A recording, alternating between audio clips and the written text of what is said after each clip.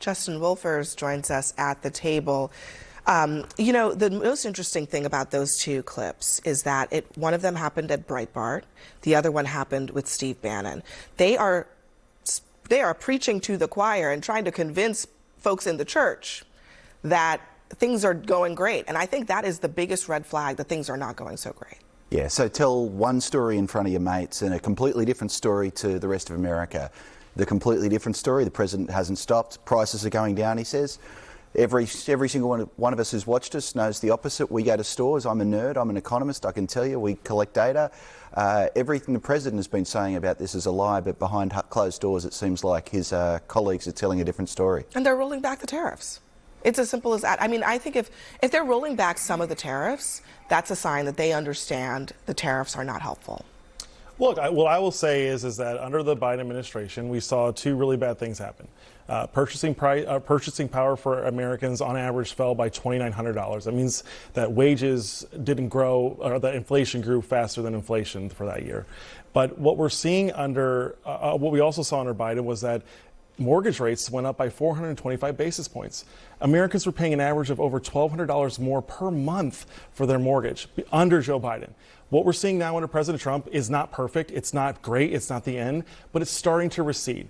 What they've actually seen now is that real wage growth has exceeded inflation by $700. So we got about a third of that back. But also mortgage rates are going down. I think they've gone down by 70 basis points. So now there's still a long way to go, but there is progress being made. It's not perfect. We're not done. And Americans are still hurting, and they're growing impatient because they've been hurt so badly. But what President Trump is actually trying to do is he's trying to reform the entire economy to, instead of being about just big corporations only, to being about working families. And I think that that's what his agenda represents. Agree or disagree. I mean, that's what he's working towards. Again, and there's going to be some bumps in the road. Back the tariffs, some of them. And if he thought that this was all great, I don't think we would be seeing them doing that. It's a remarkable admission, right? I tried a policy. Oh, and everyone tells me I want the cost of living to be lower, let me reverse it. The only implication is that he's learned what I will tell you, the 18-year-olds at the University of Michigan learn in Econ 101, which is tariffs raise prices. I was going to say, at the onset of his presidency and he's talking about tariffs, what was your first thought? Just your forecast right away. Were you like, this is going to help the economy? I was certainly not of the view that this was a fellow who'd done well in his own Econ 101 classes. And it wasn't me. What you saw was every Wall Street economist marked down their forecast for the future of the economy. I think you're really onto something. What is the governing principle here? You said something about, it's not just for big business.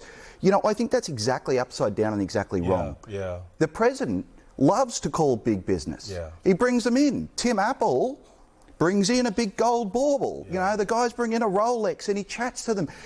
It's perfect. If I were a pure free market guy, what I would think is great is if the president knew no one's name, didn't know the name of any CEO, because the idea of free markets, the idea that Reagan was in favour of, was we set the rules, you guys go out there and compete.